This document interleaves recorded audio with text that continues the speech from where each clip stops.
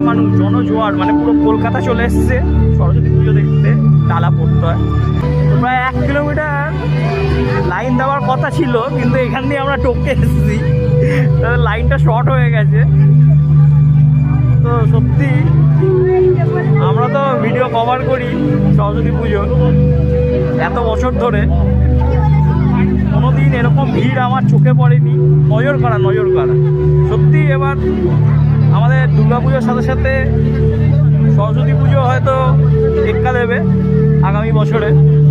3-4 দিন আমরা ছুটি পাবো, গভর্নমেন্ট হলিডে। বাহ, খুব সুন্দর থিম করেছে। তো সামনে গিয়ে বাকি কথা হবে। কাতারে কাতারে মানুষ, শুধু মানুষের মাথা আর মাথা,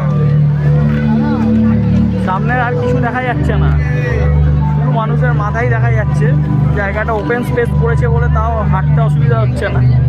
তো সোজাসুজি আমরা এখন চলে যাচ্ছি মূল মাতৃ প্রতিমার সামনে। তো সেখানে কেমন লাগছে সেটাই তোমাদের দেখানো। তো ওখানে দেখো লেখা রয়েছে 100 বছর সেলিব্রেশন। এবার আমি এগিয়ে চলেছি